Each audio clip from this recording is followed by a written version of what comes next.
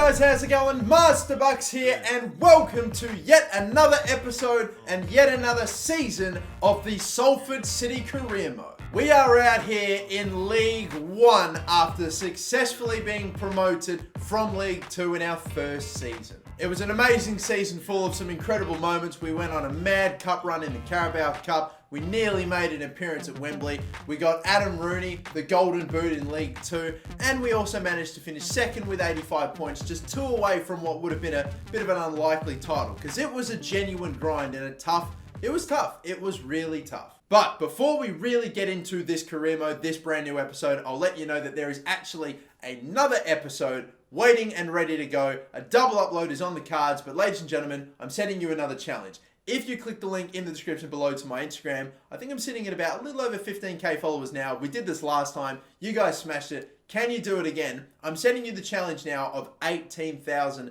Instagram followers. If you can get it to that margin, there will be an instantaneous upload of the next episode of Salford City when we hit that goal. And honestly, if you don't hit it, don't worry. There'll be another episode out within 24 hours because I'm going to be honest. I don't think you can hit it, and that's not me trying to chat shit or anything. I'm not sure. I think 18,000 followers is wishful thinking, but hey, if you want an instantaneous upload, you may as well give it a crack. But now we have ourselves a bit of a new look team to begin League 1. We've got a few new fresh faces in, and let's go through the new side. This is the brand new starting 11. We'll see a few familiar faces and some new ones. Muric is a familiar face, 73 overall, 21 years of age. He is still our main goalkeeper. We have still got Harry to follow as our star left back. Still got Piergiani in at centre back and still our captain. We have got a brand new centre back though in Joe Worrell, 72 overall, the highest rated defender that we have. Still have Stephen Sessegnon at right back. Richie Tao, who I personally thought was my player of the season last season. He's still in, but he is being paired up with a brand new centre back, Alex Moat, 72 overall. Pedro Jesus is now the same overall as Tom Walker, and I said I would start him from this season onward, and I am promising you that he will be my starting right winger for at least a little while. I might bring in someone else, I don't know, but I want to start giving him game time. It's time for Pedro Jesus to really hit the mark. We have got Manny Diasuvray right here as well. Manny, as we just call him, the 6'5" target man that I'm going to have alongside Sean Maguire, 26-year-old, 72 rated striker with bucket loads of pace. 94 pace. This is what we've been screaming out for. Just the ability to move the ball on forward. Players that actually have pace. If you can't get high quality, high overall players, then you try to go for players with a bit of pace because that's the way you want to go about it. Slow build-up play, all that stuff. All of our strikers were all 70-something max pace. No one's cracking into the 80s. Now we've got Maguire, and we've also got Ronan Curtis, a 70-rated left midfielder that also has a pretty decent amount of pace, 88 pace or so, with good high overall stats for a League 1 player, I would think. I'm so looking forward to having a 5'9" Sean Maguire with plenty of pace to just bursting, getting past the back four, and a target man, a 6'5" Manny Diasuvray to, go and, he's our target man. These two are going to accommodate each other brilliantly. I have so much faith in this strike partnership that I have actually gone ahead and benched our leading goal scorer last season and the Golden Boot winner in League 2, Adam Rooney. He's 32 years of age, 66 overall, and if I'm being completely honest with you, I think he'll probably either retire this season or next season, which makes me think about, even though he was the most prolific player in our team last season, do I sell him on and get something for him while I still can?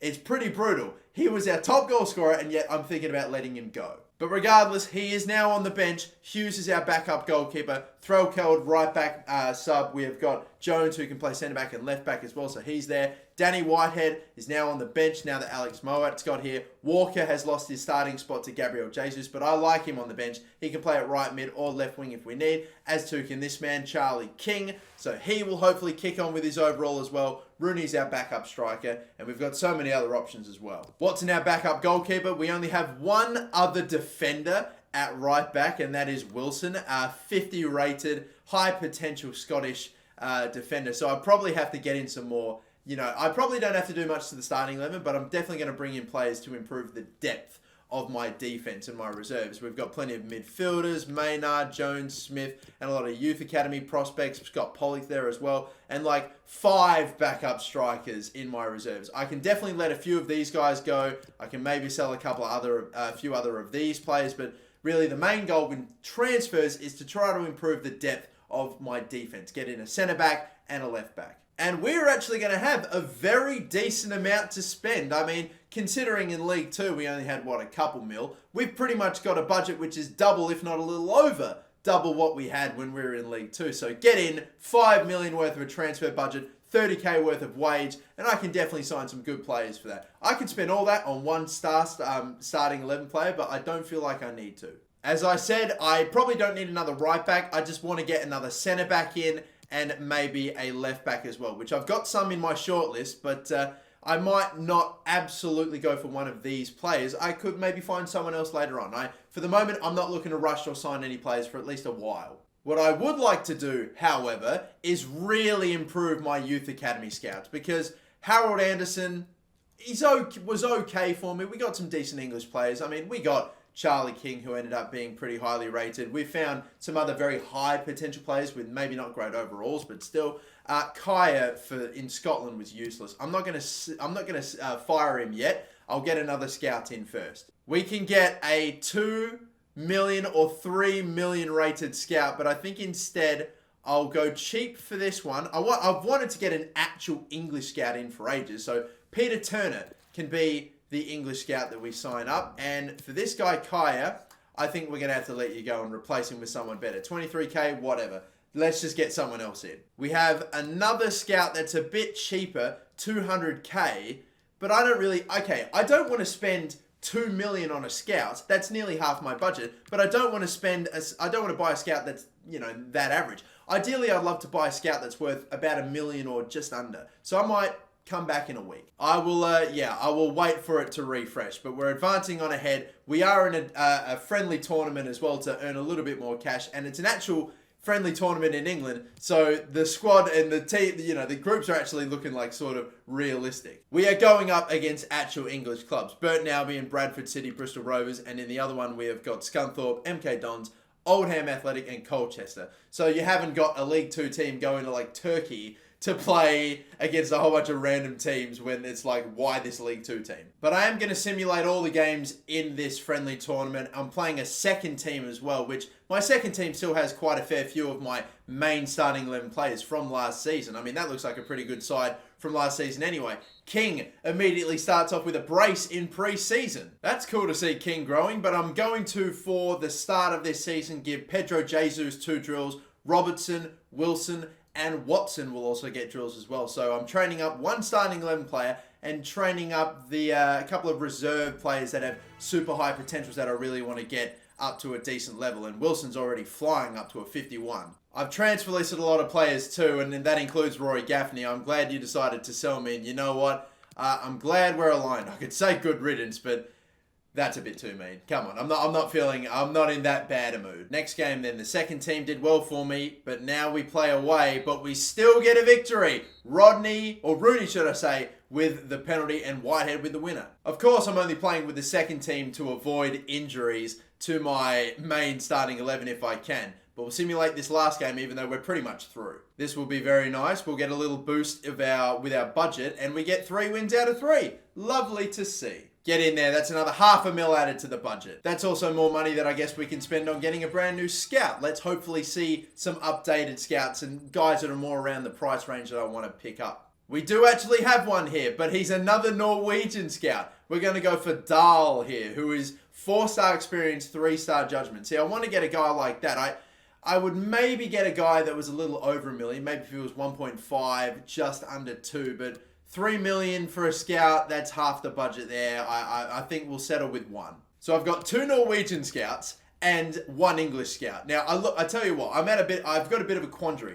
I really want good English players. Do I send the English scout to England, or do I send my best, highest rated scout to England? I'll decide when we get to the first of the new month, because I like to send my youth scouts away on the first of the new month, so that way I know at the beginning of every new month I'm getting monthly scouting updates. But anyway, we have now an offer for Jake Beasley, a striker I had on loan last season, and I am probably right to, you know what, that's actually not a bad offer straight up, isn't it? I'm probably just going to accept that one, you know. So Jake Beasley, 59 overall, 23 years of age, so many other players, strikers ahead of him, so yeah, we'll accept that. Now that we've actually reached the semi-finals, I'm going to play, or sim still, I'm actually going to simulate the game, but with my main team, as I just see, wow, Gareth Bale's gone to Manchester United. That's an interesting one, but okay, I'm playing my main starting 11 for this game. The first run out my starting 11 gets, and we get a win, and we don't get any injuries. That's the only reason I was playing my second team, to avoid injuries, and we come up with, look at this, Pedro Jesus getting a goal,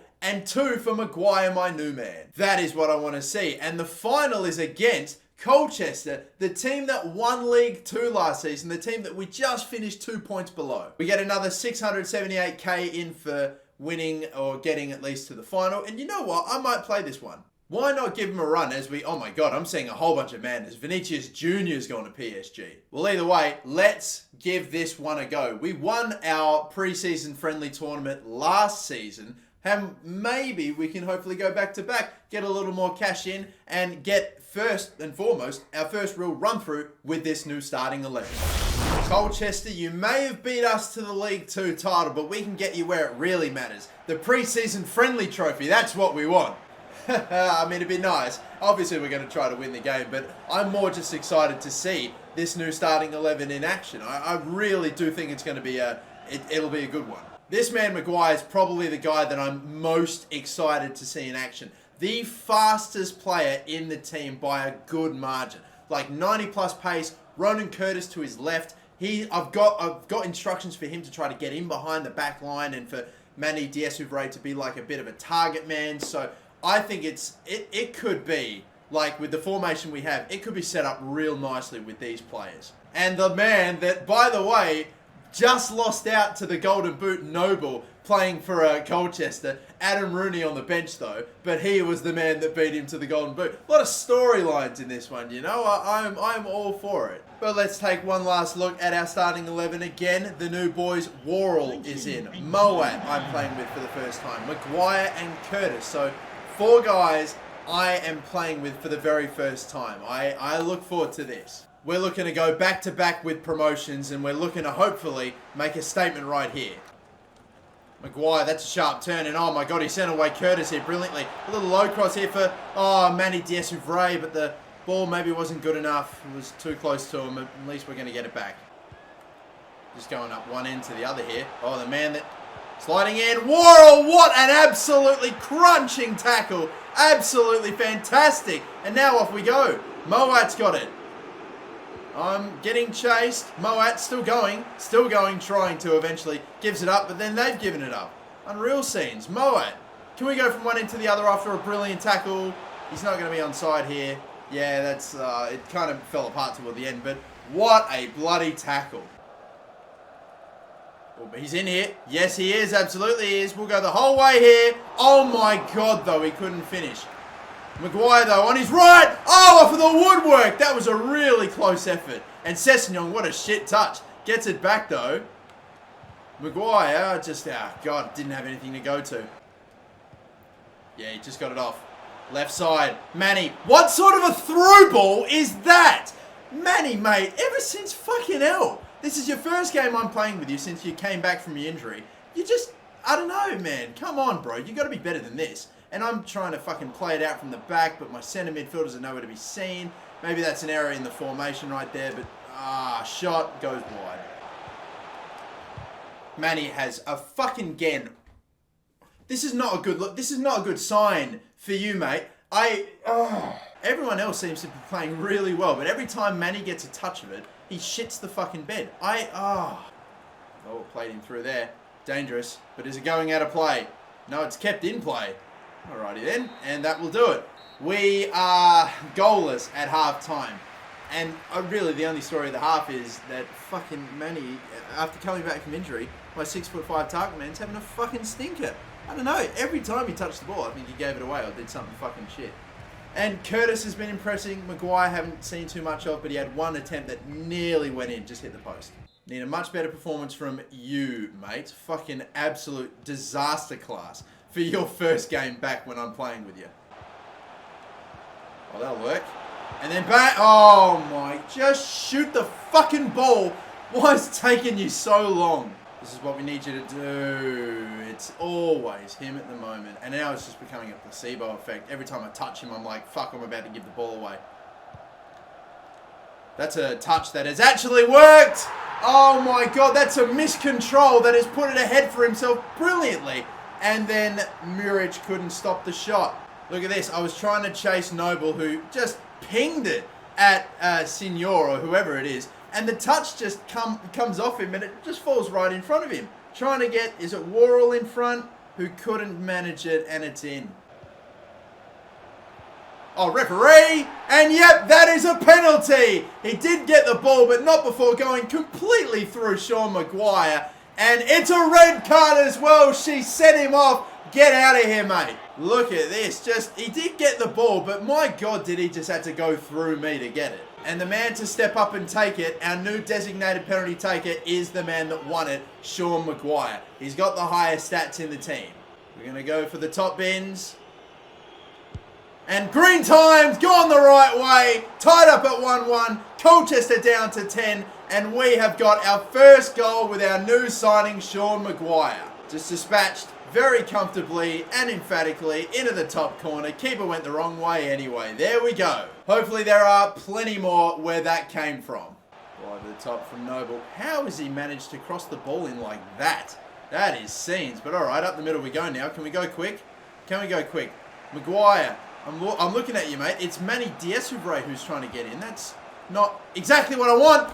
He is fucking shit. He can't even hold the ball up. You're a fucking target man, mate. I am lost for words how this guy is playing so fucking badly. I can't stand it. I can't let it persist. I'm actually going to take him off. I'm going to have Moak come off as well. We can make unlimited subs here, can't we?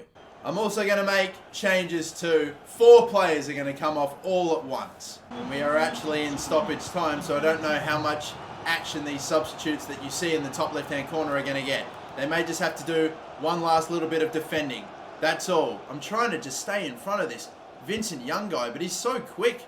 Clear it, please. Clear it, please. Thank you, that'll do. And that is the end of it.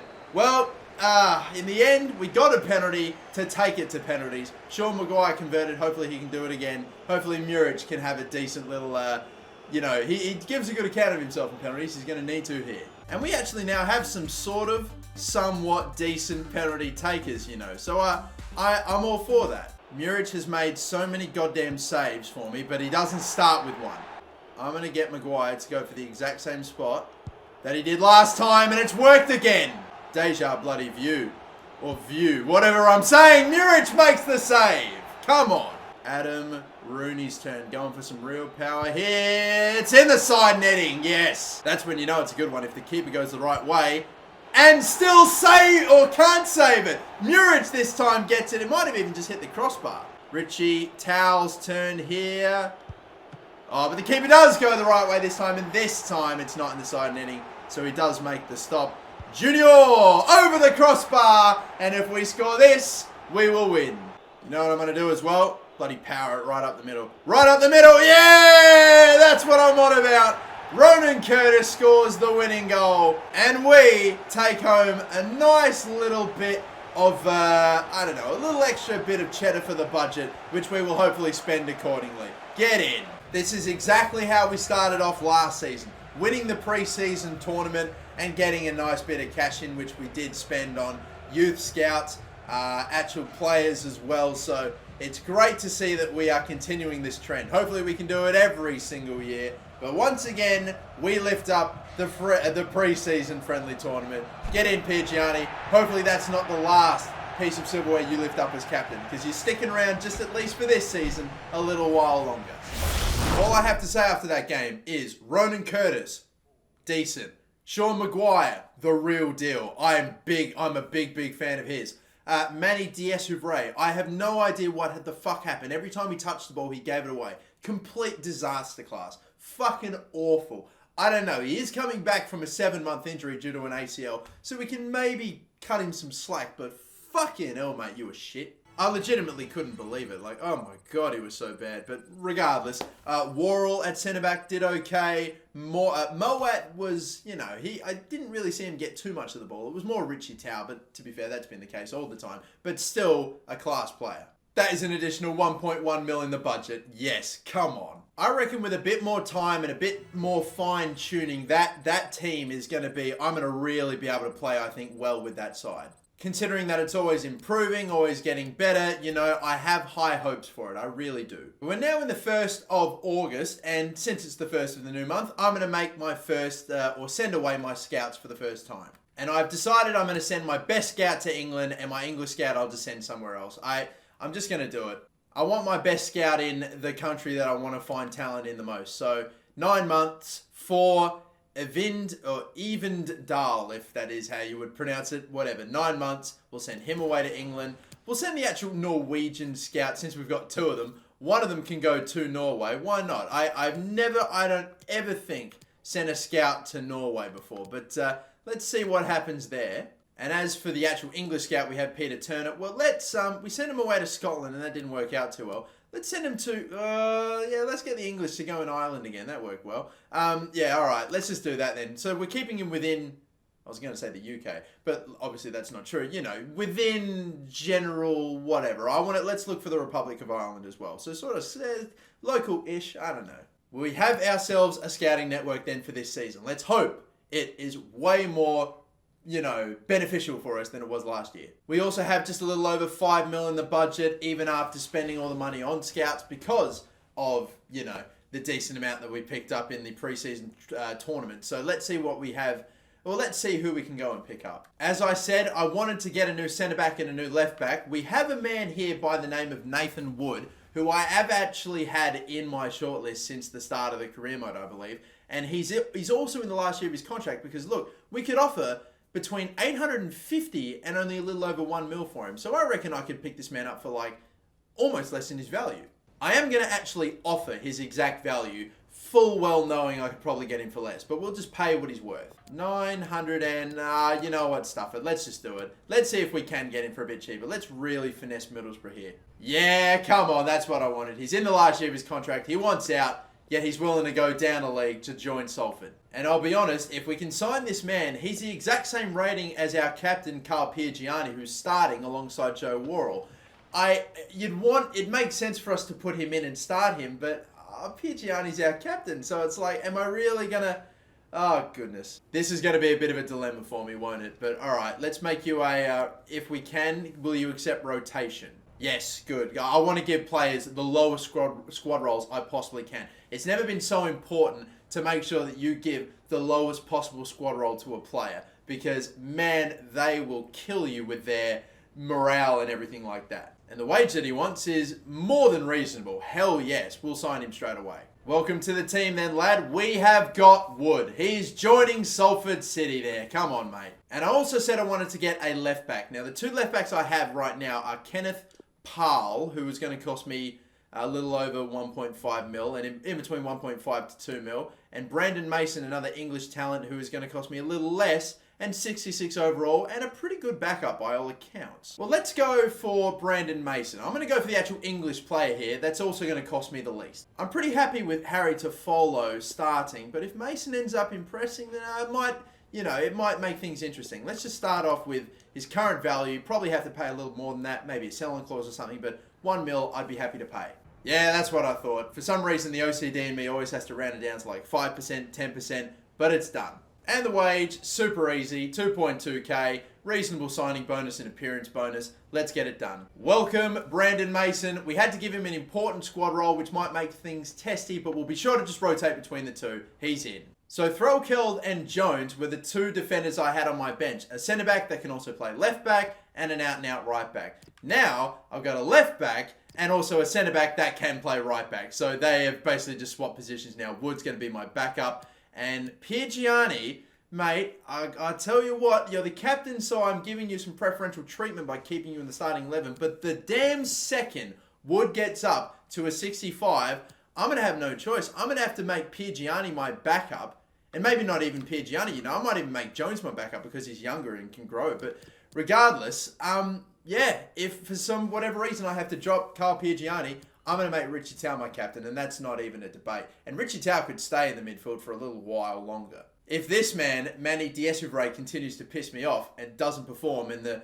strike partnership that I have envisioned, a 6'5" target man with a 5'9" pace lord demon, if that doesn't work out and Manny becomes a liability, then I'm just going to go and maybe swap it to a straight out 4-3-3 and introduce another midfielder, so that way we'll lose a spot for a striker, and Manny, you'll just go straight back to the bench. I'm 2.5 transfer windows in, and I've already transformed the team to the way that I want it. I'm very happy. I'm only like, 2.5 transfer windows in, and I've already really got the team looking exactly the way I want it, with a plan for the future. This is the beauty of career mode, man. I have really built this team that I want the most. Last little bit of player training, and Jesus is up to a 66 now. Robert's up to a 58, which is great. This is the man that has the highest potential for any centre midfielder in my team, so I'm trying to get him up to like mid-60s as well. When he does, he'll become my backup midfielder, and then hopefully he'll just kick on. It'll be great. We have Beasley being sold, transfer offer for Gaffney as well, who I've been trying to sell for